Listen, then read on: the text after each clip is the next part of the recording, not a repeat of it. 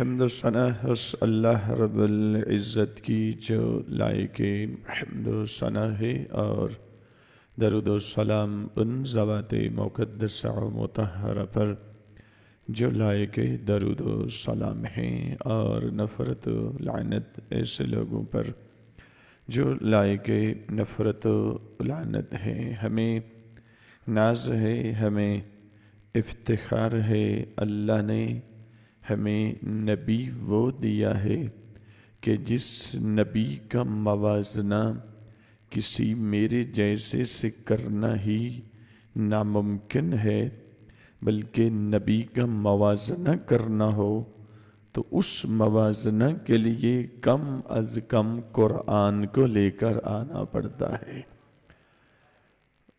اور روح نبوت اور حقیقت نبوت اگر سمجھ میں آئے تو پھر جا کر یہ موازنہ ہو سکتا ہے۔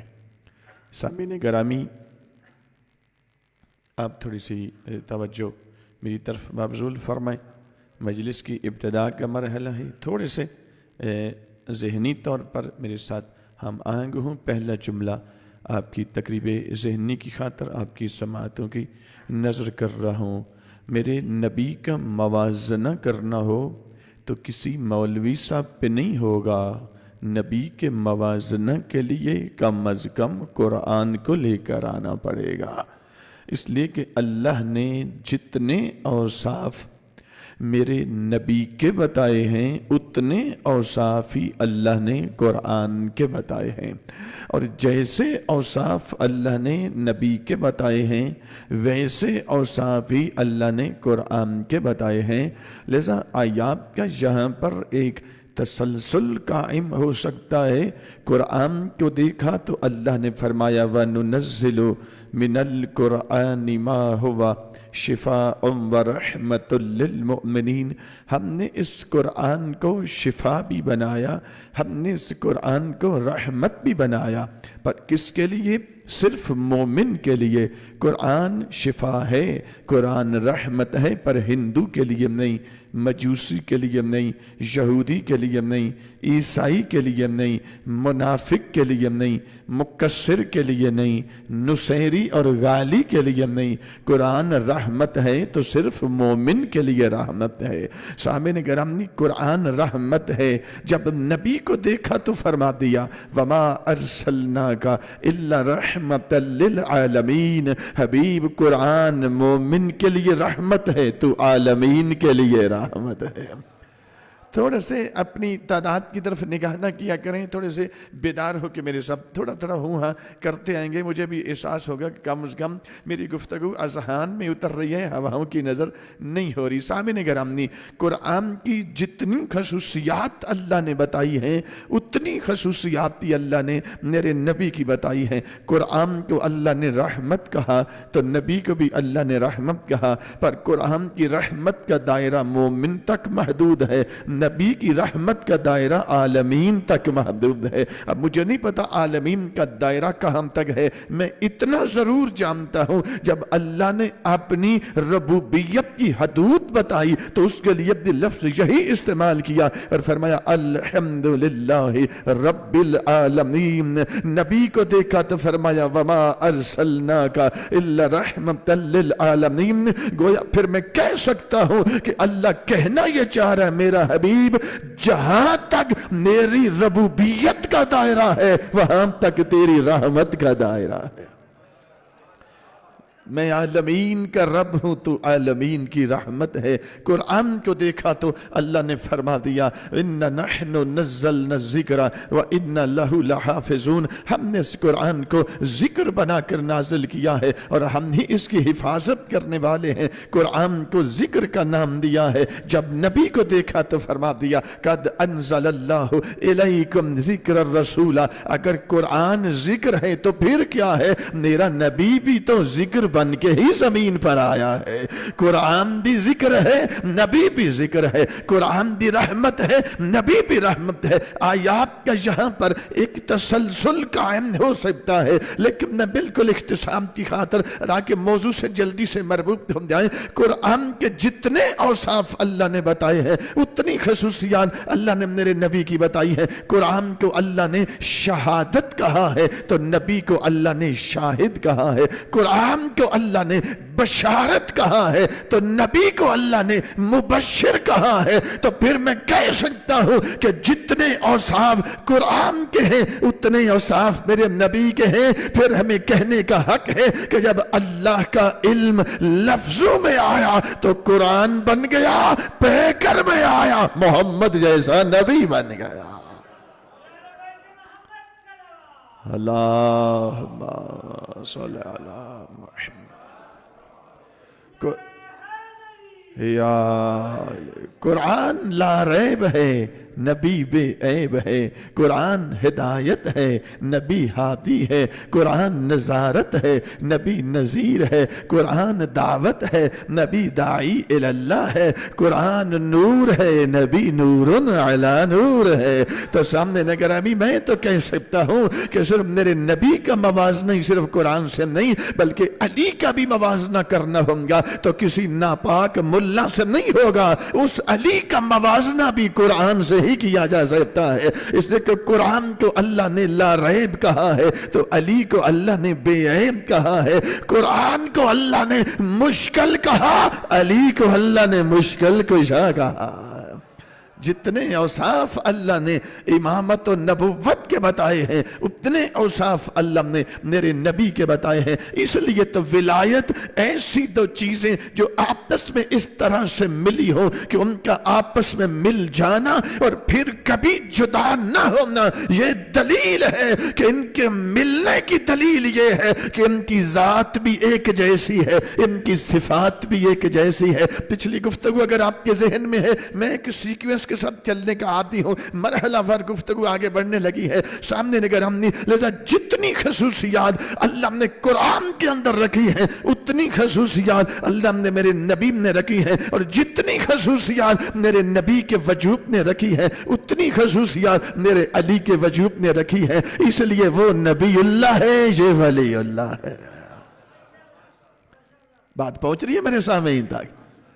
ولایت ایسی دو چیزیں کہ جو آپس میں اس طرح ملی ہو کہ پھر کبھی جدا نہ ہوئی ہو، اگر کسی موقع پر مل جائیں اور کسی موقع پر جدا ہو جائیں تو سمجھ لینا یہ کچھ اور تو ہے، ولایت نہیں ہے۔ لفظ ولایت کی تعریف ہی اس چیز کو مقتضی ہے کہ کبھی ان میں انفکاک نہ آئے، کبھی ان میں افتراق نہ آئے، کبھی ان میں جدائی نہ آئے۔ تو جدائی کب نہیں آئیں گی کہ جیسے نبی کا وجود رحمت ہے ویسے علی کا وجود بھی رحمت ہے۔ اور سامنے نگرامی یہاں ایک انتہائی اہم گفتگو میں آپ کی خدمت میں یہاں پر اسی ولایت کے معنی لغوی کو لے کر پیش کرنا چاہ رہا ہوں۔ میرے نبی کا ایک لقب ہے جسے حجاب اللہ کہا جاتا ہے، حجاب اللہ۔ جناب سیدہ کو بھی حجاب اللہ کہا گیا۔ ایک مطلب اس لفظ حجاب اللہ کا یہ مراد جو آج کل پنجاب میں کراچی سندھ کے اندر اور KPK کے اندر بیان کیا جا رہا ہے، یہاں کی تو مجھے تھوڑی مجھے محسوس ہو رہا ہے کہ کچھ چیزیں یہاں پہ بھی پینیٹریٹ کرنے کی کوشش کی جا رہی ہے، لیکن تھوڑی سی بیداری کا انشاءاللہ آپ ثبوت دیں گے تو اس فتنے کو پہلے آنے سے پہلے ہی آپ ختم کر سکتے ہیں اور اس کا رستہ آپ مسدود کر سکتے ہیں۔ اور شرعاً ہر مومن پر یہ واجب ہے کہ ایسے لوگوں کا رستہ روکنا، ایسے لوگوں سے منبر کو پاک رکھنا کہ جو محمد والے محمد کے نام پر ہی ان کے مذہب سے توحید کو بھی نکال رہے ہیں، نبوت کو بھی نکال رہے ہیں۔ وہ مذہب نہیں ہوتا جس میں توحید نہ ہو۔ ولایت توحید کی ضد نہیں ہے، ولایت توحید کے تعارف کا نام ہے۔ اللہ نے علی کو ولی اس لیے نہیں بنایا کہ میری توحید کی نفی کر دے، ولی اس لیے بنایا ہے کہ علی ولی اللہ ہے، میں علی کا بھی اللہ ہوں۔ حجاب اللہ جیسا نبی کا لقب ہے ویسا علی کا لقب ہے۔ اگر نبی تو ہے اور علی نہیں تو سمجھ لینا کچھ اور ہے، پھر ولایت نہیں ہے۔ حجاب کس کو کہتے ہیں؟ ایک مطلب اس کا بیان جو کیا جاتا ہے، بڑی جہاں جہاں پہ بھی جس کونے میں آپ بیٹھے ہیں وہیں پہ بیٹھ کے سنتے رہے، لیکن توجہ میں ان جملوں کو ذہن میں اتارنے کی کوشش کریں۔ حجاب اللہ کا ایک مطلب جو ہمارے منبر پر بیان کیا جا رہا ہے، نعوذ باللہ، وہ کیا ہے کہ حجاب اللہ ان کی چادر میں چھپا ہوا ہے۔ توجہ فرمائیں گے سامعین کرام، اور پھر ایک حدیث قدسی کا سہارا لے کر مطلب اس سے اپنی مرضی کا نکالا جاتا ہے کہ اللہ فرماتا ہے حدیث قدسی میں کنت کنزا مخفیا فاحببت ان اعرف، میں ایک چھپا ہوا خزانہ تھا، میں نے چاہا کہ میری پہچان ہو جائے، فخلقتک یا حبیبی، حبیب میں نے آپ کو خلق کر دیا۔ تو اب یہاں پہ خطبہ اور بعض لوگ اس طرح سے جملہ نکالنے کی، مفہوم نکالنے کی کوشش کرتے ہیں کہ اللہ کو چھپا ہوا خزانہ، تو چھپنے کے لیے کوئی چیز چاہیے، تو اللہ کون سی چیز تھی جس میں اللہ چھپا ہوا تھا؟ آگے جان کر اپنی مرضی کا نعوذ باللہ مطلب نکال کے بیان کیا جاتا ہے کہ وہ چادر زہرا تھی جس میں اللہ چھپا ہوا تھا۔ اور پھر اسی طریقے سے آپ کے لیے بہت زیادہ بھرمار ہو چکی ہے اسی چیزوں کو بیان کر کے۔ سامعین گرامی دیکھنا آل محمد نے توحید کیسے متعارف کرائی ہے اور آج تیرے منبر سے کیسے بیان کی جا رہی ہے۔ اور پھر ایک مطلب یہ بھی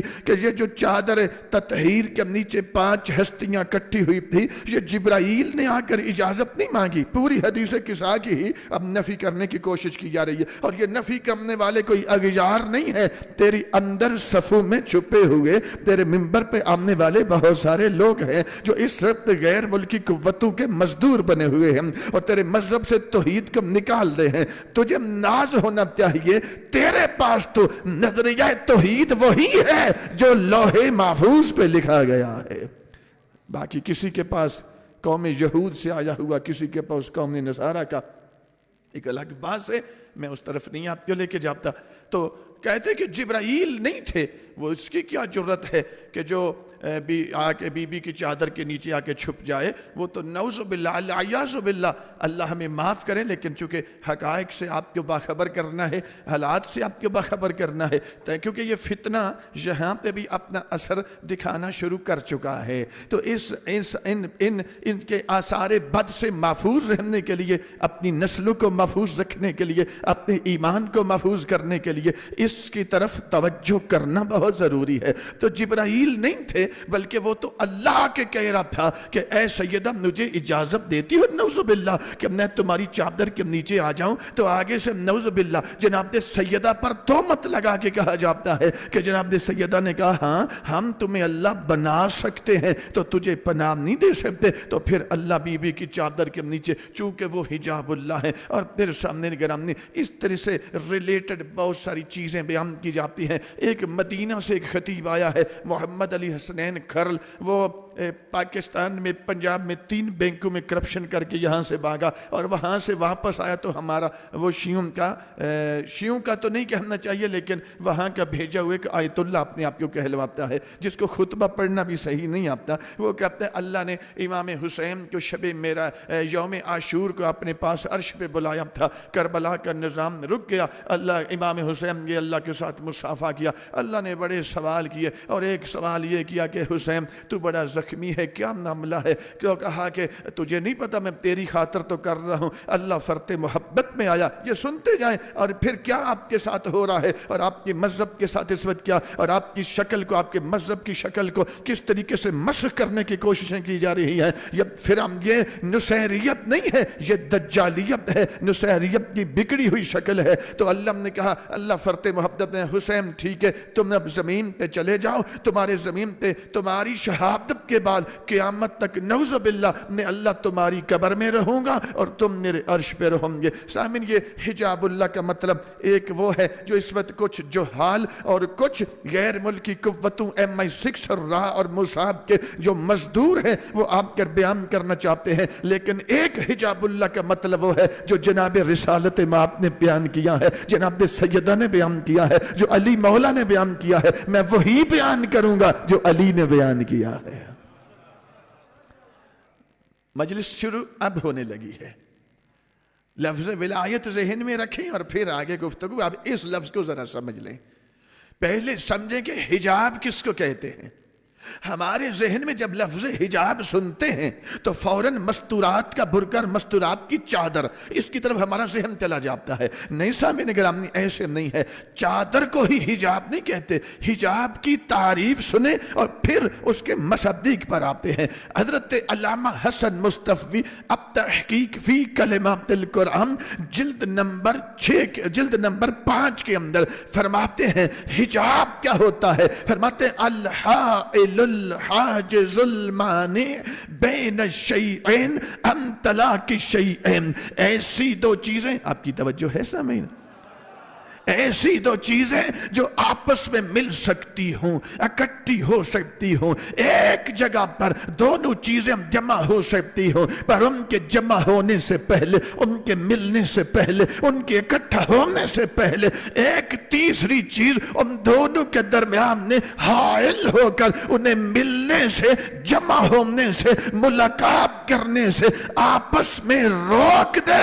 اس حائل ہونے والی درمیان میں تیسری چیز کو عربی میں حجاب کہا جاتا ہے۔ آپ سلامت رہیں۔ مجھے بالکل میں مطمئن ہو کے اب پڑھنے کے یقیناً میری گفتگو آپ کے اذہان میں اتر رہی ہے۔ پھر تعریف ایک دفعہ پھر سنیں، حجاب کی تعریف عربی میں کیا ہے؟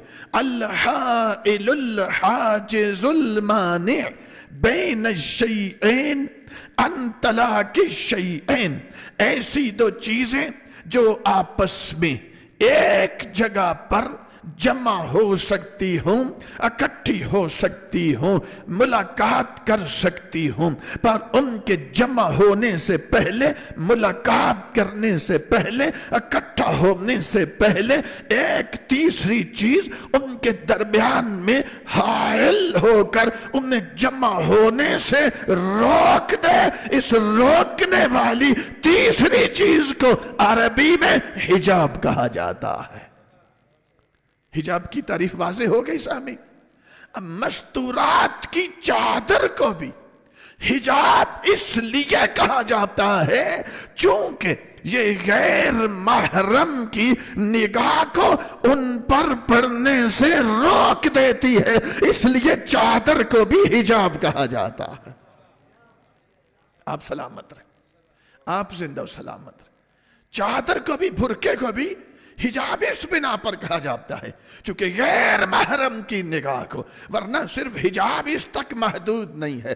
رسالت آپ کی حدیث ہے المعصیۃ حجاب بین العبد و بین رب، معصیت اور گناہ اللہ اور بندے کے درمیان حجاب بن جاتا ہے۔ کیا مطلب ہے؟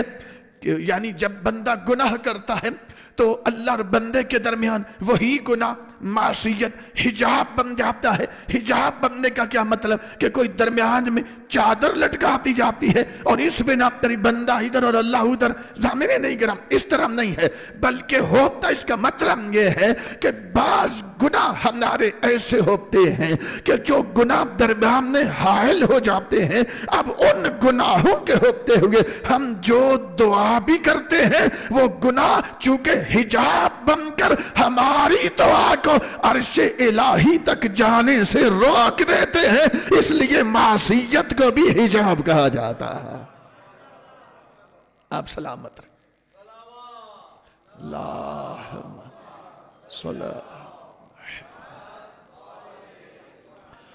گناہ اور معصیت کو بھی، اور امیر المومنین دعائے کمیل کی یقیناً تلاوت ہوتی ہوگی یہاں پر، تو دعائے کمیل کے اندر امیر المومنین نے اسی مفہوم حجاب کو بڑے خوبصورت انداز میں بیان کیا۔ امیر المومنین فرماتے ہیں جب دعا مانگو نا اللہ سے تو اس طرح مانگو، اللہم اغفر لی الذنوب التی تنزل النقم، اللہم اغفر لی الذنوب التی تغیر النعم، اللہم اغفر لی الذنوب التی تحت تحبس الدعاء اللہم اغفر لی الذنوب التی تنزل البلا. فرماتے ہیں جب دعا مانگو تو اس طرح مانگا کرو، بارے لم میرے جو وہ گناہ جو تیری بارگاہ میں میری دعاؤں کو جانے میں رکاوٹ بن چکے ہیں، میرے ان گناہوں کو معاف فرما دے. تب جب معاف ہو جائیں گے حجاب ہٹ جائے گا، دعا قبولیت کے درجے پہ چلی جائے. ایک حدیث اور سنیں. دعائیں کمیل ایک بہت بڑی معنویت ہے. سامعین گرامی، اللہم اغفر لی الذنوب التی تحبس الدعاء، پروردگار میرے وہ گناہ معاف فرما جو میری دعا کو درجہ قبولیت پر جانے سے روک رہے ہیں. چونکہ وہ حجاب ہے، وہ رکاوٹ ہے. میں دعا کرتا ہوں آگے سے میرے گناہ ایسے ہیں جو تیری بارگاہ تک جانے میں وہ رکاوٹ بن چکے ہیں. اس لیے پروردگار میں دعا مانگتا ہوں پہلے وہ حجاب پیچھے ہٹ جائے. اب میں دعا کرتا ہوں جب حجاب ہٹ جائے گا دعا قبولیت کے درجے پہ چلی جائے گی. پھر سامنے گرامی ایک اور حدیث سنیں. سرکار سید بالکل تھوڑا سا خشک مرحلہ ہے انشاءاللہ، اس سے جلدی نکل آتے ہیں. ایک حدیث اور سنیں. سرکار سید سجاد علیہ السلام کے بعد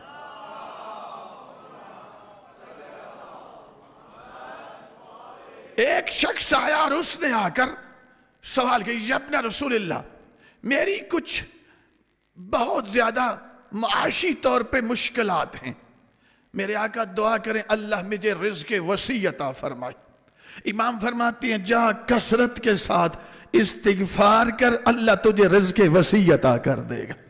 وہ چلا گیا، اتفاق ہوں یا کوئی الہی انتظام کے ہوں، ایک بندہ عین اسی شکل میں وہ باہر نکلا تو ایک اور بندہ اندر داخل ہوا. اس نے امام سے ہم کر ایک اور دعا کے لیے کہا مولا میرے ہاں اولاد نرینہ نہیں ہے، آپ دعا فرمائیں اللہ مجھے وارث عطا فرمائے، اللہ مجھے بیٹے جیسی نعمت عطا فرمائے. سرکار سید سجاد فرماتے ہیں جا تو بھی کثرت کے ساتھ استغفار کر، اللہ تجھے اولاد نرینہ سے نواز دے گا. وہ شخص بھی باہر نکل گیا، 4 لوگوں کا گروہ اور داخل ہوا. اس کا باہر نکلنا تھا، وہ اندر آ گئے اور امام سے ہم نے کہا یا ابن رسول اللہ ہمارا گزر بسر زمین کھیتی باڑی پہ ہوتا ہے، لیکن ایک عرصہ ہوا ہمارے ہم نہری نظام کوئی نہیں، بارشوں پہ نظام ہمارا زمین زرخیز رہتی ہے، لیکن عرصہ ہوا ہمارے علاقے میں بارش کم نہیں برسی. مولا آپ دعا فرمائیں اللہ ہمارے علاقے میں بارش نازل فرمائے. میرے امام فرماتے دعا بھی کریں گے پر جاؤ ذرا اپنے علاقے میں جا کر اپنے اہل علاقہ کو لے کر کثرت کے ساتھ استغفار کرو،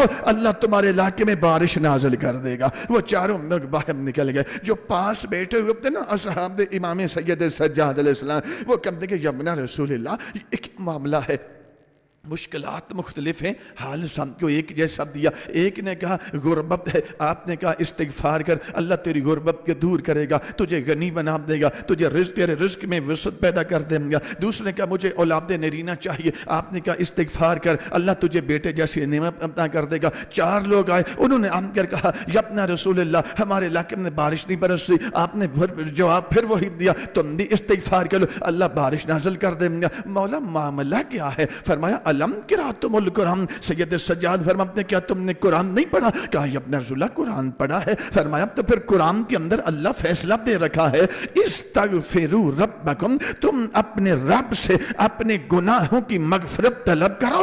یرسل السماء علیکم مدرارا ویمددکم باموال وبنین. تم استغفار کرو، اس استغفار کے نتیجے میں جس کے ہاں بیٹا نہیں اللہ بیٹا عطا کرے گا، جس کے ہاں رزق نہیں اللہ رزق وسیع عطا کرے گا، جہاں بارش نہیں اللہ وہاں بارش برسانا شروع کر دے. مولا سمجھ تو یہ امام تو ہوں گیا کہ استغفار کریں تو پھر اللہ بارش بھی دے گا، بیٹے جس کے نہیں اولاد نرینہ نے اللہ اس کو بیٹے عطا کرے گا، جس کے ہاں رزق کی کمی ہے اللہ اس کے رزق میں وسعت. مولا فلسفہ کیا ہے؟ امام فرماتے ہیں در حقیقت فلسفہ اس میں یہ ہے کہ بندوں کے بعض گناہ ایسے ہوتے ہیں کہ جن کے ہوتے ہوئے اللہ کی نعمتیں نعمتوں میں تبدیل ہو جاتی ہے. بارش اللہ کی نعمت ہے، وہ بعض بند ہو جاتی ہے، بارش برسنا رک جاتی ہے، بندوں کے گناہ پڑ جاتے ہیں. اور جس کے ہم بیٹا نہیں رزق نہیں ہے اس کی دعا قبول نہیں ہو گئی. اس لیے اللہ فرماتا ہے تم اپنے پہلے گناہوں کی مغفرت طلب کرو. وہ گناہ جو درمیان میں حجاب بن چکے ہیں وہ حجاب ہٹ جائے گا، جو بھی مانگو گے عرش مولا سے جا کے ٹکرا جائے گا. تمہاری دعا کو اللہ قبول کرے گا. ایک صلوات پڑھے مل کے بابا سے بولا. اللہم صلی اللہ علیہ وسلم. 3-4 مثالیں میں نے آپ کی خدمت میں پیش کی ہیں. حجاب صرف اس تک محدود نہیں ہے. ایک بات ذہن میں رکھیں کہ جو مطلب بیان کیا جاتا ہے اس کا تشیع سے کوئی تعلق نہیں ہے, اس کا مذہب اہل بیت سے کوئی تعلق نہیں ہے. جو بندہ یہ کہتا ہے اللہ بی بی کی چادر کے اندر چھپا ہوا تھا یا چھپنے کے لیے کوئی چیز چاہیے تو اللہ ان کی چادر میں چھپ جاتا تھا, نعوذ باللہ, یا امام حسین کی قبر میں اللہ نعوذ باللہ قیامت تک رہے گا. میں ذمہ داری سے کہہ رہا ہوں, ایک طالب علم ہونے کی حیثیت سے پوری مذہب اہل بیت کی ضمانت کے ساتھ کہہ رہا ہوں, جس بندے کا یہ نظریہ ہے کہ اللہ امام حسین کی قبر کے اندر ہے یا چادر کے نیچے کے چھپ جاتا ہے, چھپنے کے لیے کوئی چیز چاہیے تو وہ کون سی چیز تھی, اس کا تشیع سے تعلق ختم نہیں ہوتا, اسلام سے بھی تعلق ختم ہو جاتا ہے. چونکہ معصومین کی احادیث اتنی زیادہ ہے کہ معصوم فرماتے ہیں من قال فیما فقد ذممہ ومن قال علاما فقد حملہ. جس نے اللہ کے لیے یہ عقیدہ رکھا کہ اللہ کسی چیز کے اندر ہے, اس نے اللہ کو اس چیز کا جز بنا دیا. اور یہ قانون کلی ہے کہ جو جز ہوتا ہے وہ چھوٹا ہوتا ہے, کل جز سے بڑا ہوتا ہے. جو اللہ کو کسی سے چھوٹا مان دے وہ مومن کیا اسلام سے بھی خارج ہو جاتا, اس کا اسلام سے کوئی تعلق نہیں.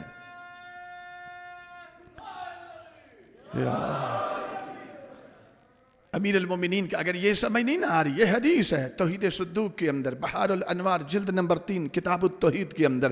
توحید لینا ہو تو آل محمد سے لو, بنی امیہ کا دسترخوان تے پلے ہوئے مورخ سے نہیں لینا. سامعین کرام نے اب آج میں زیادہ آپ کو پیچھے نہ ہٹا دوں. حجاب کس کو کہتے ہیں؟ ایسی دو چیزیں جو آپس میں مل سکتی ہوں پر ان کے ملنے سے پہلے ایک تیسری چیز ان کے درمیان میں حائل ہو کر ان دونوں کو ملنے سے روک دے. ایسی حائل ہونے والی اور روکنے والی تیسری چیز کو عربی میں حجاب کہا جاتا ہے, گناہ کو بھی حجاب کہا جاتا ہے. اور قیامت کے دن خدا اس لیے مجرمین کے لیے فرماتا ہے وَإِنَّهُمْ عَنْ رَبِّهِمْ لَمَحْجُوبُونَ. قیامت کے دن جب مجرم اللہ کی بارگاہ میں پیش کیے جائیں گے تو یہ حالت حجاب میں ہوں گے. یعنی کیا مطلب ہے؟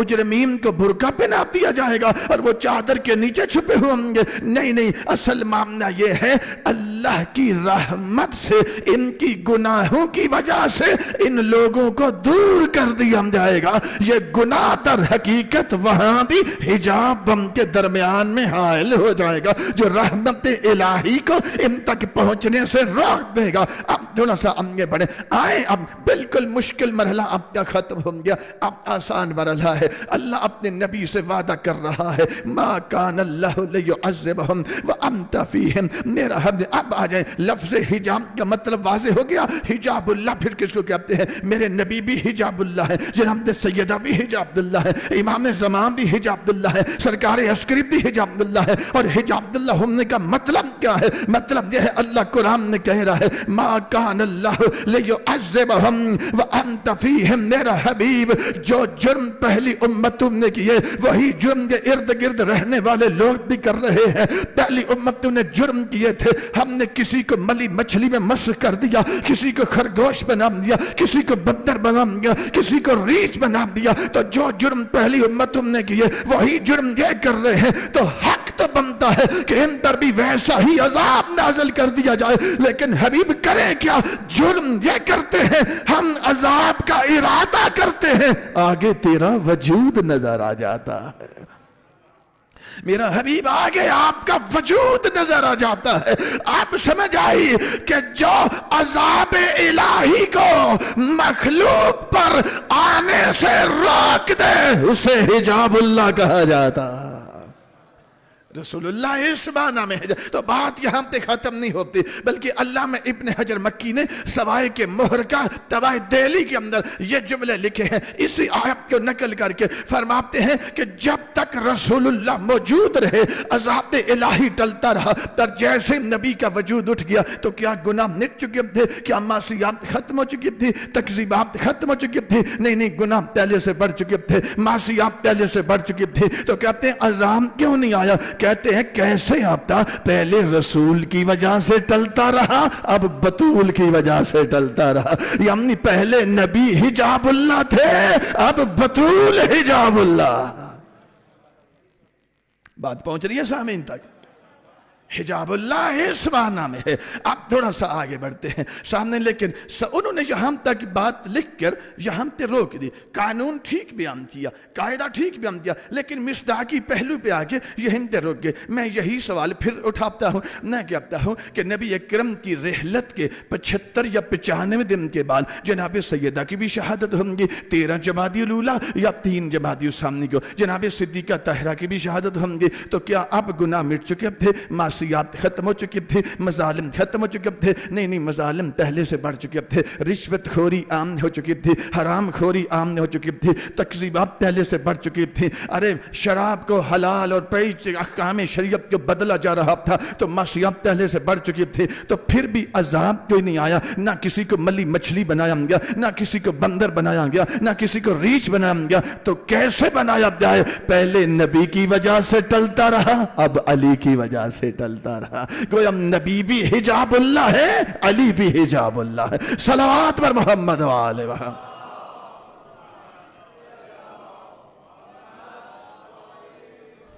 پر امیر المومنین کی بھی 40 ہجری میں شہادت ہو گئی۔ کیا گناہ مٹ چکے تھے؟ عذاب پھر کوئی نہیں آیا؟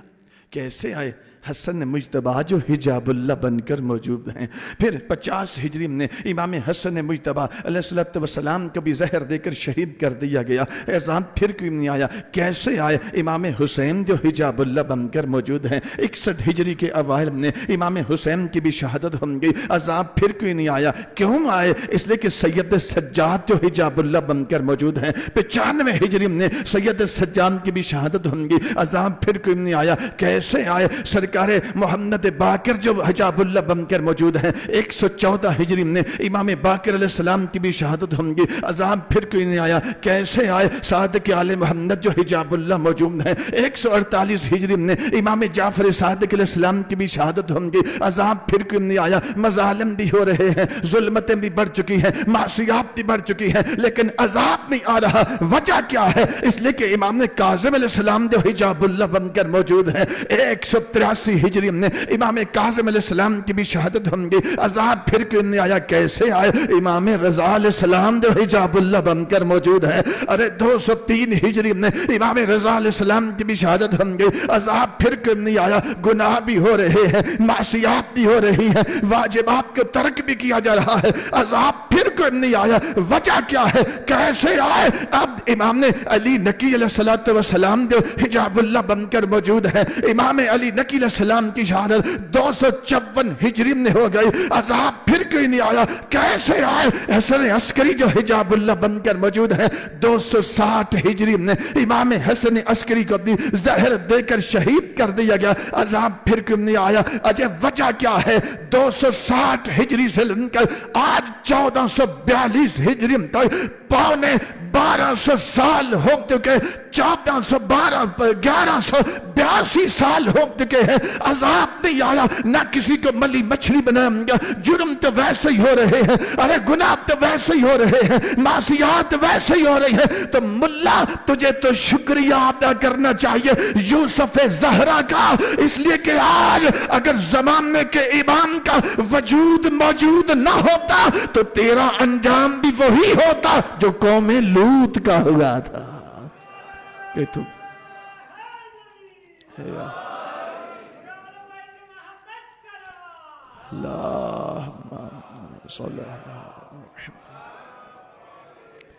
لیکن تجھ پر عذاب نہیں آیا، تجھے تو شکریہ ادا کرنا چاہیے۔ تو کہتے ہیں اس امام کا کیا فائدہ جو نظر نہ آئے؟ سب سے پہلا فائدہ تو ہو ہی تجھے رہا ہے، ورنہ جو کچھ تو کرتا ہے تجھ پر تو وہ عذاب آتا جو قوم لوط پہ آ چکا ہے، تجھ پر تو وہی عذاب آتا کہ جو جناب صالح کی امت پر نازل ہو چکا ہے، تجھ پر وہی عذاب آتا جو جناب یونس کی امت پہ عذاب نازل ہو چکا ہے، تجھ پر وہی عذاب آتا جو جناب یرمیاہ نبی کی امت پہ نازل ہو چکا ہے۔ جرم تو بھی وہی کرتا کرتا ہے جو پہلی امتوں نے کیے تھے، لیکن پہلی امتوں نے جرم کیے، کسی کو مچھلی بنا دیا، کسی کو بندر بنا دیا۔ تجھے شکریہ ادا کرنا چاہیے آل محمد کا کہ جن میں 14 میں سے جسے دیکھیں پہلے کو دیکھیں وہ بھی حجاب اللہ ہے، آخری کو دیکھیں وہ بھی حجاب اللہ۔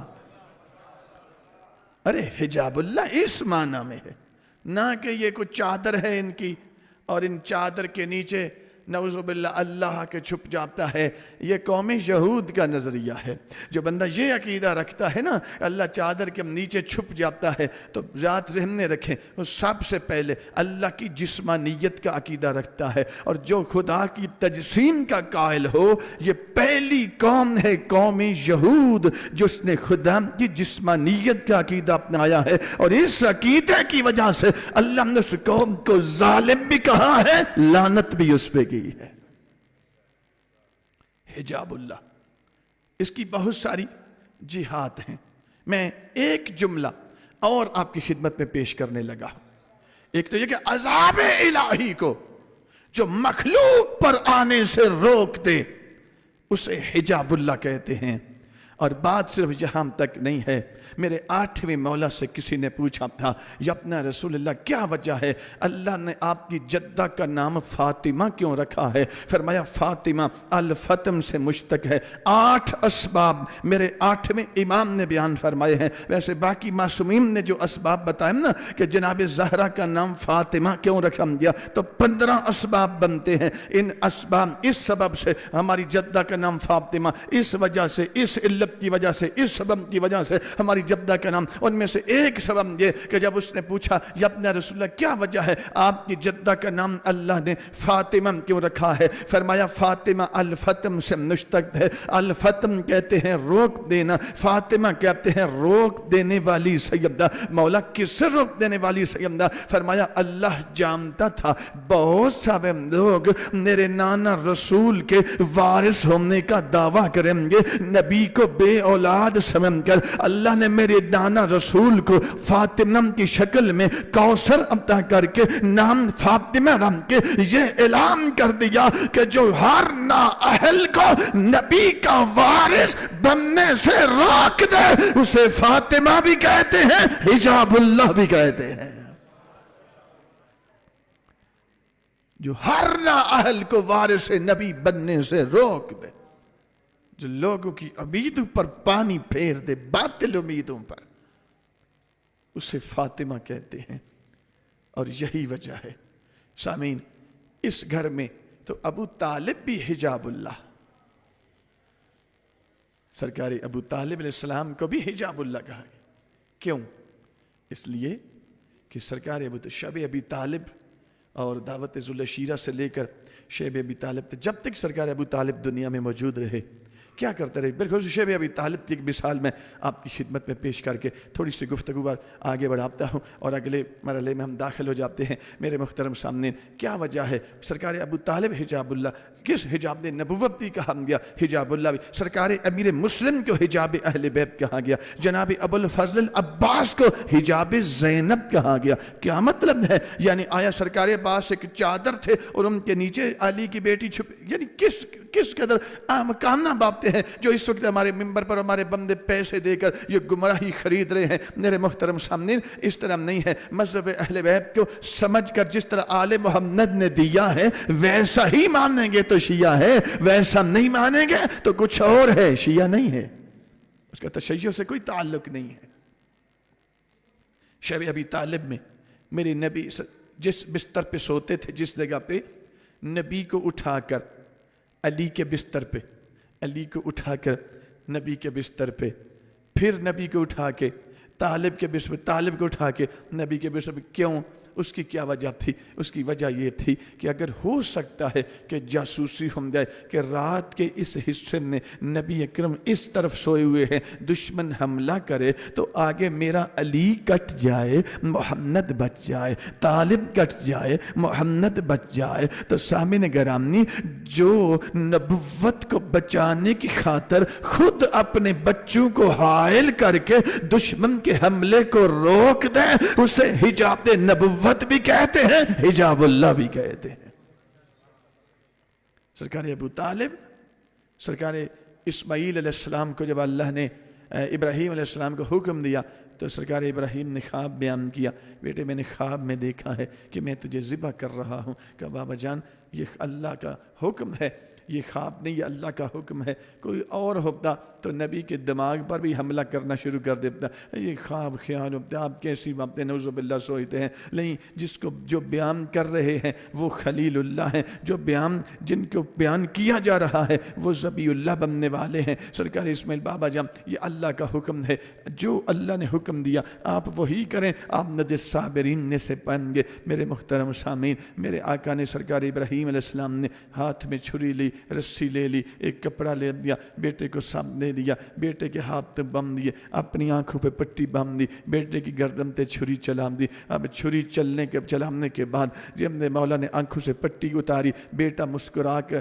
ہوتا ہوا کھڑا ہو کے مسکرا رہا ہے، دمبا ذبح ہو چکا ہے۔ اب یہ بات آپ کی سنی ہوئی ہے، لیکن میں آپ کو ایک جملہ کہنا چاہتا ہوں سامعین گرامی، سرکار ابراہیم علیہ السلام کیا پروردگار کیا میری قربانی کے بولے فرمایا نہیں تیری قربانی ہو گئی، وَفَدَيْنَاهُ بِذِبْحٍ عَظِيمٍ۔ یہ جو بے ہے نا یہاں پہ بے ذبح عظیم، اس کے متعدد معنی ہیں، یہاں پہ با جو ہے یہ بدل کے معنی میں آیا ہے، یعنی مطلب کیا ہے کہ ہم نے اس قربانی کو چھوڑ کر اس کے بدلے میں ذبح عظیم کو اپنا لیا ہے۔ ذبح عظیم کون سی ہے؟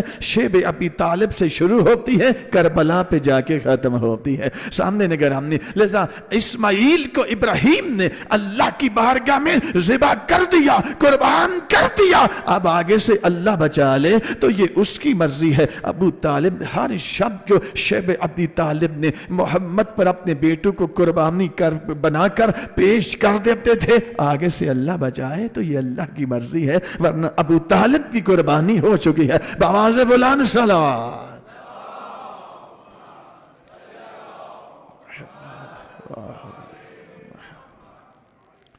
توجہ ہے سامنے گرامی، حجاب اللہ، حجاب نبوت، جو مصیبت میرے نبی پر آتی تھی ابو طالب آگے بڑھ کر اپنی ذات پہ جھیر لیتے تھے، نبی اکرم کو محفوظ کر دیتے تھے۔ جو ہر مصیبت نبی پہ آنے والی کو اب درمیان میں حائل ہو کر اس مصیبت کو اپنے تک روک لے، نبی تک نہ آنے دے، اسے حجاب نبوت کہا جاتا ہے۔ اسے چادر نہیں کہا جاتا ہے، چادر کو بھی حجاب اس لیے کہا جاتا ہے۔ جناب سیدہ حجاب اللہ کس معنی ہے؟ جو عذاب الہی کو مخلوق پر آمنے سے روک۔ حجت خدا حجاب اللہ کیوں ہے؟ جو 1250 سال ہو گئے ملا تیری شکل کو مسخ نہیں ہونے دے رہے، تجھے تو ہر لمحہ شکریہ ادا کرنا چاہیے اس یوسف زہرا کا، ورنہ آج وہ وجود امام نہ ہوتا تو تیرا انجام تو وہی ہونا تھا جو قوم لوط کا ہوا تھا، قوم نوح کا ہوا تھا، قوم ادریس کا ہوا تھا۔ تیرا عذاب، تیرا انجام وہی تھا، تو حقدار اسی کا ہے، ورنہ جرم جو تو کر رہا ہے پہلی امتیں دیکھیں تو شرما جائیں۔ میرے محترم سامنے اس وقت کے امام کے ساتھ اپنا رابطہ استوار کریں، اپنے امام کے ساتھ تعلق پیدا کریں، اور تعلق پیدا کرنے کے لیے 10 شرطیں ہیں۔ ان 10 شرطوں میں سے ایک شرط میں نے کل اپنی خدمت میں پیش کی ہے، وہ بندہ جائے گا حجت خدا کی سپاہ میں جو اپنا 1 نہیں 2 نہیں 3 نہیں، اپنا ہر عمل اپنے امام کی بارگاہ میں پہنچانے والا ہوں گا۔ امیر المومنین فرماتے ہیں تیرے متقی وہ نہیں ہے کہ جس کی جلوت گناہوں سے پاک ہو، متقی وہ ہم جس کی خلوت گناہوں سے پاک ہو۔ ذرا غور کرنا، تنہائی میں بیٹھے ہو تو گناہ کا موقع مل چکا ہے، لیکن چونکہ عمل پہنچانا ہے وقت کے امام کی بارگاہ میں، غور کر لینا سامعین گرامی، عمل نہ پہنچایا شرط پوری نہیں ہوں گی، شرط پوری نہیں ہوگی تو امام کی سپاہ سے محروم ہو جاؤں گے۔ امام کی سپاہ کا اگر حصہ بننا ہے تو اپنی جلوت کو بھی گناہوں سے پاک کرنا ہوگا، اپنی خلوت کو بھی گناہوں سے پاک کرنا ہوگا۔ آج تو گناہ بڑا آسان ہو چکا ہے، اور کبھی کبھی ایسے بھی کریں، بلکہ اکثر ایسے کریں کہ نیکی کرنے سے زیادہ جو معصوم کو زیادہ پسند ہے وہ گناہ سے بچنا ہے۔ اور اس کا اجر نیکی سے زیادہ رکھا گیا. نیکی کا بھی اجر و ثواب بڑا رکھا. ایک نیکی کرو ہم 10 گنا 70 گنا بڑھا دیں گے. بعض جگہ پہ ہے کہ سرکار حجت جب آئیں گے ایک نیکی کے بدلے میں 700 گنا اس کو بڑھا کر تمہیں واپس پلٹان دیا جائے گا. اور پھر خدا فرماتے ہیں ہم اس کو دگنا کرتے جو ہماری مشیت ہے, ہماری مرضی ہے. حجت خدا کے دور میں سرکار حجت کے ظہور پر تو یہ معاملہ ہو گیا. لیکن ابھی ذرا اس پہ غور کریں, نیکی کرنا اس طرح خدا کئی گنا بڑھا کر واپس پلٹاتا ہے, لیکن گناہ سے بچنا یہ نیکی کرنے سے بھی زیادہ پسندیدہ عمل ہے. اب گناہ مثلا غیر محرم سامنے ہے, اب دیکھنا ایک گناہ ہے اور حیا سے آنکھوں کو نیچے جھکانا گناہ سے بچنا ہے. گناہ سے بچ کر اپنا یہ عمل اپنے امام کی بارگاہ میں پہنچائیں, اپنے ہاتھوں سے پہنچائیں. امام حسین کی مجلس ہو رہی ہے, اپنی آنکھوں میں سے آنسو بہا کر یہ عمل اپنے وقت کے امام کی بارگاہ میں ہدیہ کریں. اگر واجب نماز پڑھ رہے ہیں, نماز پڑھنے کے بعد یہ واجب نماز ہدیتاً پیش کریں اپنے امام کی بارگاہ میں. روزہ رکھا ہے یہ عمل پیش کریں, گناہ سے بچے ہیں یہ عمل پیش کریں. لذا یہ نہیں ہے کہ کچھ عمال تو گناہ کے امام کی بارگاہ میں پہنچائے اور کچھ نہ پہنچائے. نہیں, شرط یہ ہے وہ بندہ جائے گا حجت خدا کی سپاہ میں جو اپنا ہر عمل خود اپنے ہاتھوں سے اپنے مولا کی بارگاہ میں پہنچانے والا ہوگا. کھلی چھٹی نہیں ہے. دوسری شرط پیش کریں. دوسری شرط امام کی سپاہ میں جانے کے لیے یہ ہے وہ بندہ جائے گا جس کی گردن ہر حق سے آزاد ہوگی. بات چھوٹی لگ رہی ہے آپ کو شاید. جس کی گردن ہر حق سے آزاد ہوگی. تو ہر حق سے آزاد ہونے کا مطلب کیا؟ بس اوقات بہت ساری چیزیں ایسی ہوتی ہیں جس کی طرف ہماری توجہ نہیں ہوتی, لیکن یہ چیزیں ایسی ہیں کہ جو اگر اس کی طرف توجہ نہ کی اور ان کا تدارک نہ کیا تو بہت دور لے جائیں گی امام سے. ہم سمجھ رہے ہیں کہ ہمارا رخ ہمارے امام کی طرف ہے, لیکن حقیقت میں رخ امام کی طرف نہیں ہے. ہو سکتا ہے دجال کی طرف ہو جائے, سفیانی کی طرف ہو جائے. چونکہ سفیانی اور دجال کچھ مراحل ان کے ظاہر ہو چکے ہیں, حتمی علامات ظاہر ہونا شروع ہو چکی ہیں. اب زیادہ وقت نہیں ہے, میرے اور آپ کے امام کا ظہور ہمارے سر کے اوپر آ کے کھڑا ہو چکا ہے. اب اس انتظار میں ہیں کب آمادہ ہوں گے تو میں ظہور فرماؤں. میرے محترم سامعین, جس کی گردن ہر حق سے آزاد ہوں گی وہ بندہ کوالیفائی کرے گا حجت خدا کی سپاہ میں. اب ہر حق سے آزاد ہونے کا مطلب کیا ہے؟ مثلا میں نے حاجی صاحب کی غیبت کر لی, اب ان کا ایک حق اٹھا. اس جملے کو لے لیں نا, اس کا مطلب کیا ہے ہر حق سے آزاد ہونے کا؟ میں نے ان کی غیبت کر لی, ان کا حق اٹھا, میری گردن پہ چلا آیا. میں نے ان پہ تہمت لگا دی, ان کا ایک اور حق اٹھا دوسرے مومن کا, میری گردن پہ چلا آیا. میں نے ان سے قرض لے لیا, ان کا ایک اور حق اٹھا, میری گردن پہ چلا آیا. اب دن بدن اس گردن پر حقوق لیتا ہی چلا جا رہا ہوں. کبھی سوچو تو صحیح, امام کی سپاہ میں جانا ہو تو گردن کا حقوق سے آزاد کروانا ضروری ہے. اس لیے یہ تو ممکن ہی نہیں ہے کہ میری گردن پر حقوق موجود ہوں اور وقت کے امام مجھے اپنی سپاہ میں حصہ بنا لے. یہ ممکن نہیں ہے. شرطیں رکھی معصومین نے بتائی, تو میں کیسے کروں؟ پروردگار عالم, میں گناہگار ہوں, مجھ سے غلطی ہو گئی, غلطیاں ہو سکتی ہیں. تو فقہ آل محمد نے ایک رستہ دیا کہ جس کی غیبت کی ہے انہی سے جا کے معافی مانگ. میں کہتا ہوں میرے آقا مولا, وہ جن کی غیبت کی ہے, اگر میں نے جا کے انہیں کہا کہ میں آپ کی غیبت کرتا ہوں تو وہ تو اسلحہ نکال لیں گے, لڑائی شروع کر. اچھا تم ہماری غیبتیں کرتے, وہ معافی ہونا تو معاف کروانا تو بات پہلے ہی شاید کام خراب ہو جائے, فساد ہو جائے. فقہ آل محمد نے یہی حسن ہے. آل محمد کی فقہ آتی ہے جب یہ خطرہ ہو نا فساد کا, جھگڑے کا, فرمایا پھر جس کی غیبت کی ہے نا کثرت کے ساتھ اسی کے لیے استغفار کی تسبیح کر, تیرا استغفار کرنا اس غیبت کا کفارہ بن جائے گا. بات پہنچ رہی ہے سامعین تک؟ اس غیبت کا کفارہ بن جائے. میں نے ان سے قرض لے لیا, واپس نہیں کیا. امام حسین علیہ السلام نے شب عاشور کو یہ اپنے اصحاب کو اکٹھا کیا. تو یہ جملہ تو بچہ اپنی ماں کی گود میں ہوتا ہے نا، بالخصوص شیعہ بچہ اپنی ماں کی آغوش میں دودھ پیتا بچہ، یہ تب سے سنتا ہے، اور یہ بالکل حقیقت ہے.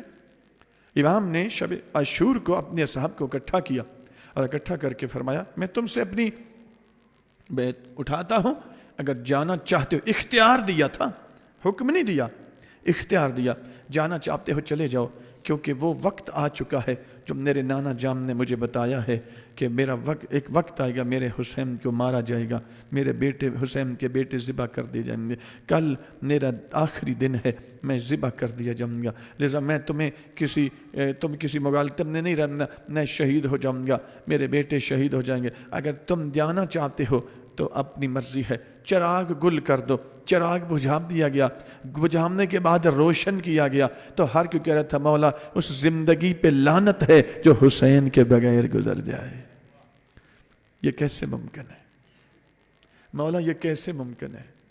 آپ تنہا ہوں اور ہم جا کے 10 سال اور جی لیں گے، 20 سال جی لیں گے، 30 سال جی لیں گے، تو انجام کیا ہے؟ تو پھر کیوں نہ ہو کہ آپ کی نالین پہ اپنی جانیں کے قربان کریں اور آپ کے نانا رسول کو جا کے سلام کہہ لیں. یہاں میرے مولا نے اپنے اصحاب پہ ناز بھی کیا ہے، لیکن ناز کرنے کے بعد اگلا جملہ اب جو میں کہنے لگا وہ شاید کم لوگوں نے سنا ہو، اور وہ روایت کا جملہ. امام نے اب فرماتا اچھا چلے نہیں جانا چاہتے، میرے نانا جان کی ایک حدیث ہے کہ شہید کے 6 درجے ہیں، جن میں سب سے پہلا اور سب سے چھوٹا درجہ اس کا یہ ہے کہ ادھر شہید کے خون کا پہلا قطرہ زمین پہ گرتا ہے، ادھر زندگی میں اس کا کیا ہوا ہر گناہ بھی زمین پہ چلا جاتا، ہر گناہ سے بری. یہ کوئٹہ شہداء کی سرزمین بن چکی ہے، ہزارہ شہداء کے نذرانے پیش کیے جا چکے ہیں، یقیناً ان کے ورثاء کو بھی اس کا اجر ہے، اور وہ مومنین جو اپنے امام پہ قربان ہو چکے ہیں اور جن کے بھائی بیٹے جن کے باپ دنیا سے شہید ہو چکے امام حسین کی محبت میں، یقیناً لواحقین کو بھی اجر و ثواب ہے، اور وہ بھی گناہوں سے بری ہوں گے. لیکن سید الشہداء فرماتے ہیں کہ شہادت ایسی نیکی ہے کہ جس کے اوپر نیکی کو نہیں، اور جب شہید کے خون کا پہلا قطرہ زمین پہ گرتا ہے تو اس کی زندگی میں ہر کیا ہوا گناہ بھی زمین پہ چلا جاتا ہے. لیکن اگر شہید نے بھی کسی سے قرض لیا ہو اور واپس نہ کیا ہو، فرمایا یہ شہادت بھی اس کو بخشوا نہیں سکیں گی.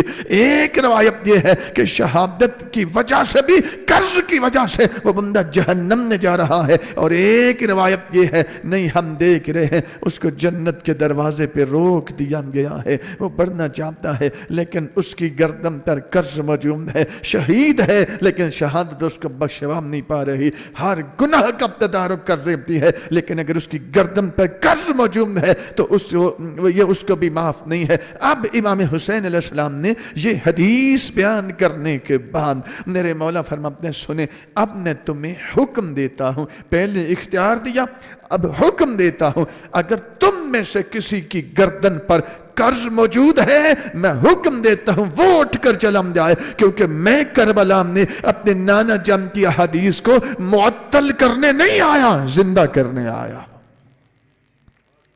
میں انہیں حدیث کو زندہ کرنے آیا.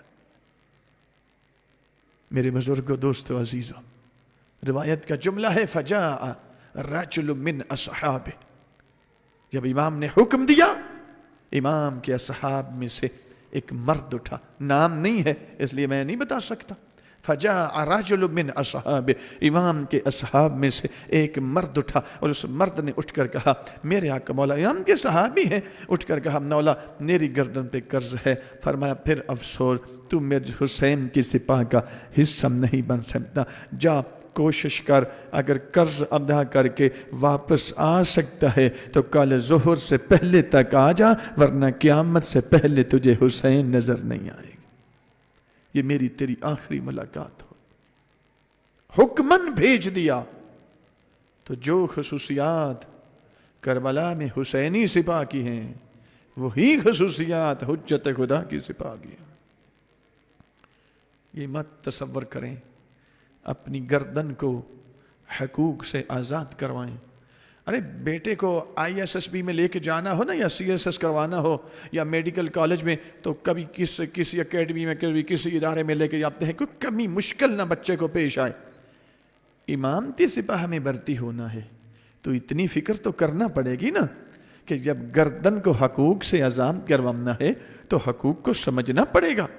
حقوق دو طرز کے، حقوق اللہ بھی ہیں، حقوق العباد بھی ہیں۔ سوچیں کہیں اس گردن پر جناب سیدہ کا کوئی حق تو موجود نہیں ہے، امام زمان کا کوئی حق تو موجود نہیں ہے، کسی مومن کا حق۔ حقوق العباد پھر 4 قسم کے، تو سمجھنا تو پڑے گا ان کو۔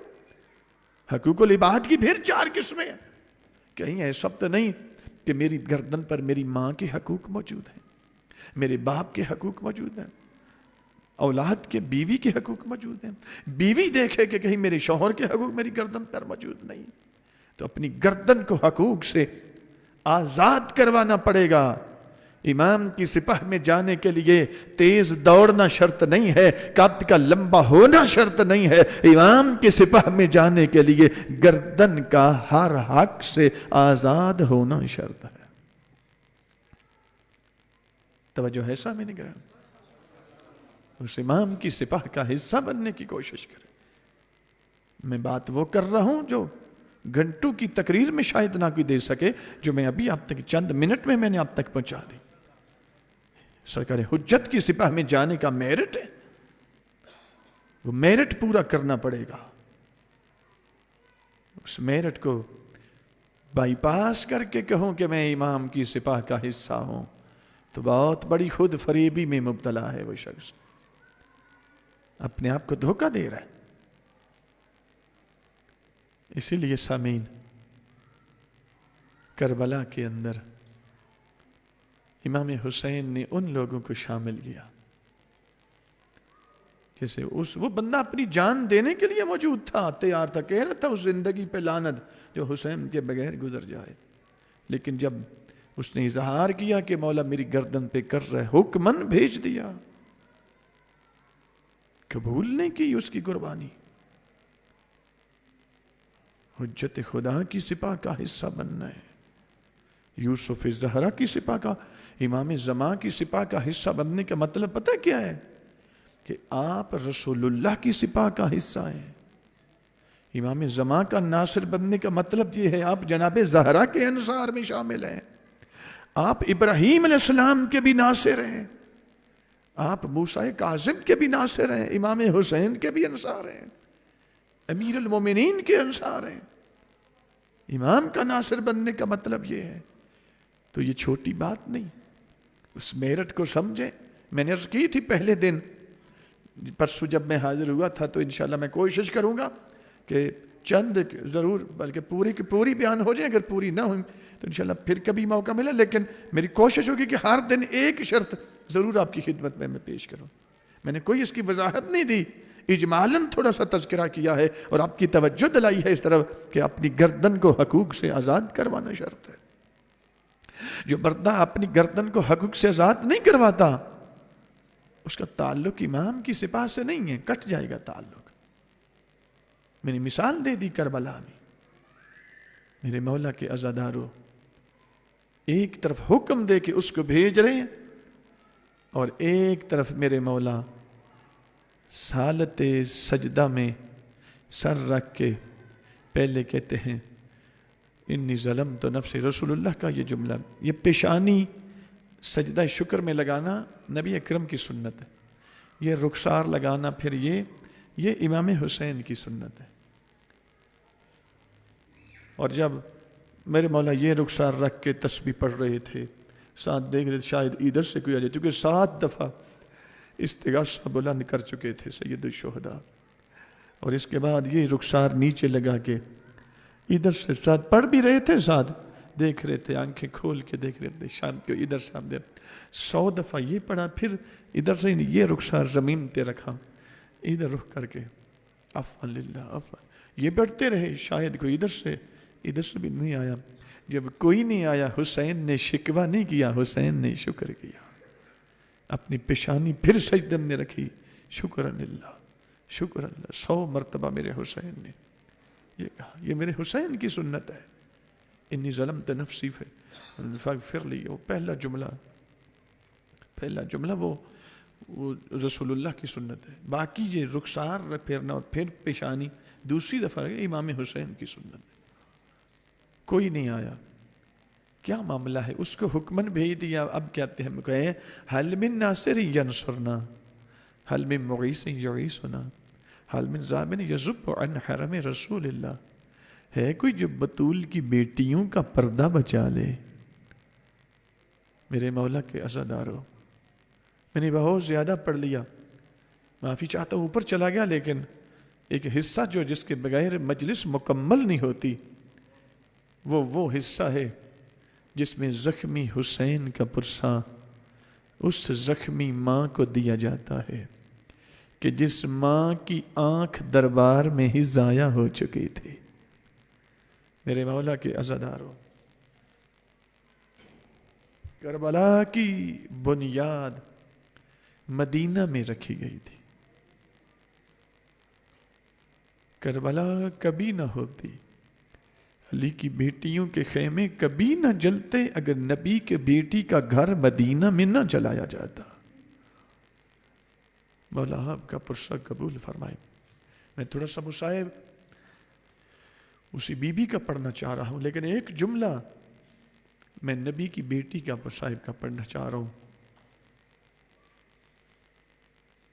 ظاہری طور پر 18 سال سے بھی کم ابھی جناب سیدہ، یعنی شہادت والے دن بھی پورے 18 سال نہیں ہیں. چونکہ 20 جمادی الثانی کو ولادت ہے تو زیادہ سے زیادہ 3 جمادی الثانی کو شہادت ہے، تو 17 دن 18 سال سے بھی کم بنتے ہیں.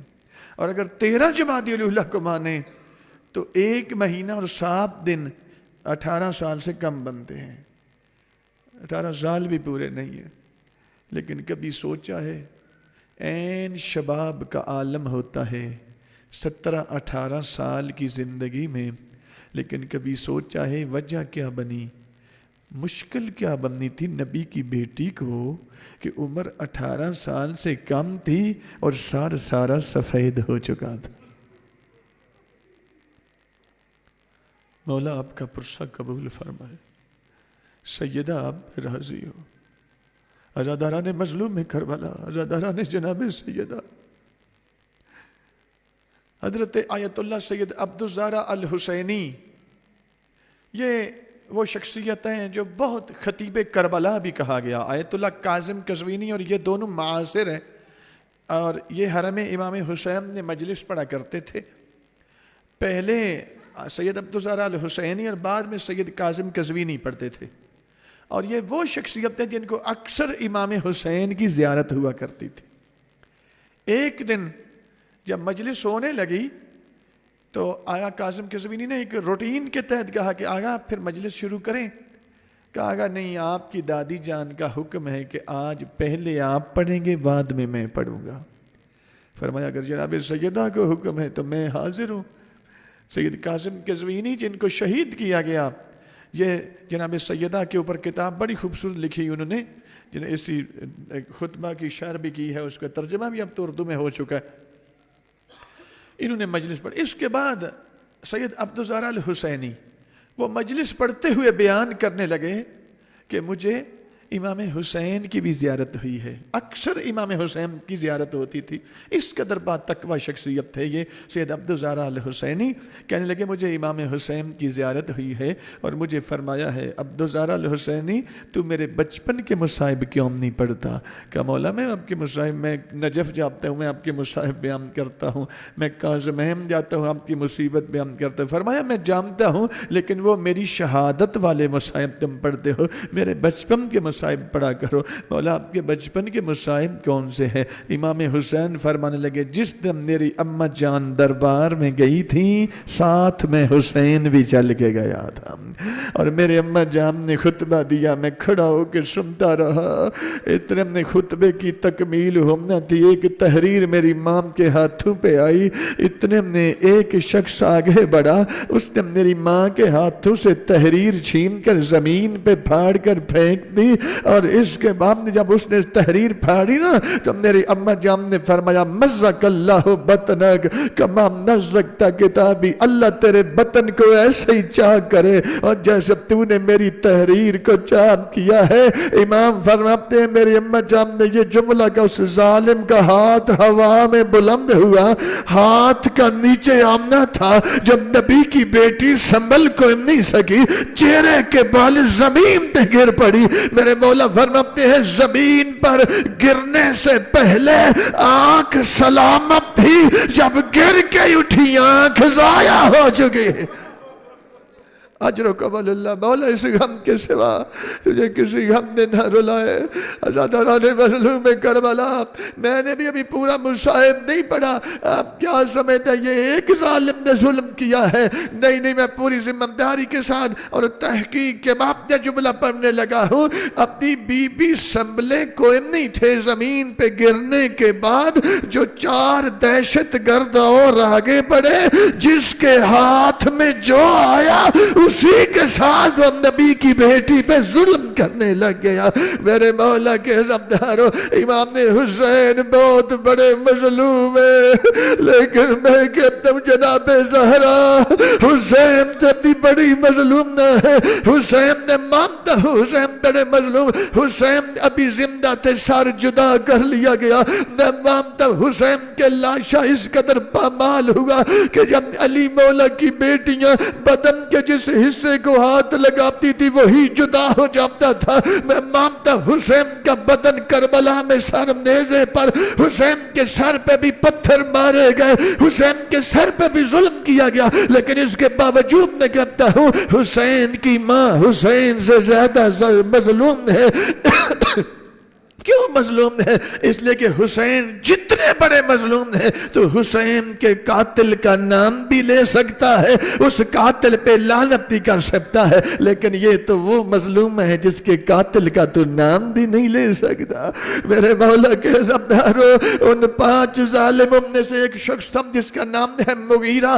جب امام حسن مجتبی شام کے حکمران کے ساتھ صلح کرنے کے لیے منبر پہ گئے نا، خطبہ دینا چاہتے تھے، اس کی ساتھ والی کرسی پہ یہی شخص بیٹھا ہوا تھا۔ میرے امام کی نظر پڑی، پرانے زخم تازہ ہوں گے، اس کو دیکھ کے فرمایا انت الذی ضربت امی فاطمہ، او ظالم کیا تو ہی نہیں وہ جس نے دربار میں میری ماں کو زخمی کیا تھا؟ اجر و کمال اللہ۔ سیدہ آپ پہ راضی ہو، مولا اس غم کے سوا تجھے کسی غم نے نہ رلائے۔ عزادارام نے جناب سیدہ اتنی زخمی ہے، 5 حملے کیے گئے جناب سیدہ پر، ایک دربار نے کیا گیا، ایک گلیم نے کیا گیا، 3 حملے گھر میں آ کے کیے گئے، اور جب گھر میں کیے گئے پسلیاں بھی وہاں پہ توڑی گئی ہیں، بازو بھی وہیں پہ توڑا گیا ہے، بطول کے سر پہ تازیان نے بھی وہیں پہ مارے گئے ہیں۔ ارے 4 سال کی زینب کبری ہم نے دیکھا، جب کنفذ ملوم نے تازیان نے مارنا شروع کیا نا، روگ کر لگی بابا جان ذرا باہر آؤ، میری ماں مرنے سے پہلے مر جائے گی، میری ماں کا سر زخمی ہو چکا۔ اجر کمال اللہ۔ سیدہ آپ پہ راضی ہو، بس کوشش کریں ایک آدھا آنسو ضرور نکل آئے، اپنا آنسو ہدیہ کریں وقت کے امام کو۔ میرے مولا کے عزمداروں، یہ تو نبی کی بیٹی ہے، کیا سمجھتے ہیں علی کی بیٹی پہ کوئی ظلم کم ہوا ہے؟ نہیں، مولا کی قسم ہے، جناب زینب کبری سلام اللہ علیہا اس قدر مظلوم نہ ہے کہ جناب مختار ثقفی نے جب حکم دیا نا، شمر ملوم جہاں پہ بھی چھپا ہوا ہے اس کو تلاش کر کے گرفتار کر کے میرے دربار میں لایا جائے۔ میرے مولا کے عزمداروں، جب شمر ملوم کو گرفتار کر کے مختار کے دربار میں پیش کیا گیا تو ایک مرتبہ جناب مختار کہتے ہیں ملون، اور تو نے کربلا میں دین کا کعبہ ذبح کر دیا، اور ظالم بتاؤ کسی موقع پر تیرے دل میں بھی کوئی نرمی آئی تھی یا کوئی نہ؟ کہتے ہیں ہاں مختار، ایک وقت تھا میں ظلم بھی کر رہا تھا، میں گریہ بھی کر رہا تھا، کہا ظالم بتا وہ کون سا موقع تھا؟ اور جب تیر جیسے شقی کے دل میں بھی کوئی نرمی پیدا ہو گئی تھی،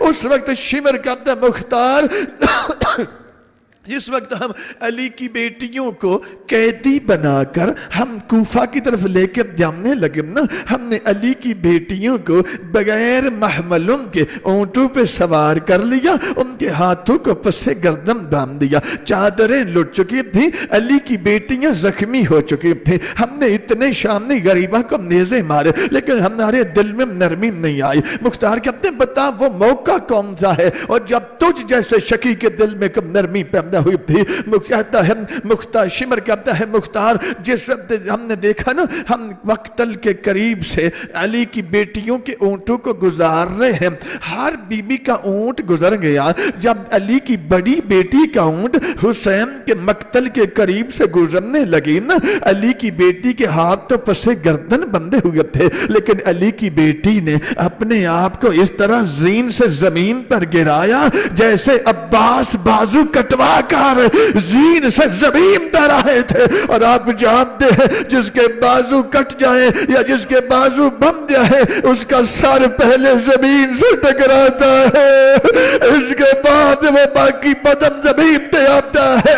میرے مولا کے عظمتدار شمر کہتا ہے اس کے بعد میں نے دیکھا علی کی بیٹی ہاتھ پس گردن بندے ہوئے ہیں، دیکھا پتھروں کا ایک ڈھیر ہے، علی کی بیٹی کبھی اس طرف جاتی ہے کبھی ادھر جاتی ہے، حسین کا لاش اب نظر کو نہیں آتا لیکن جانتی ہے حسین یہیں پہ ذبح ہوئے تھے۔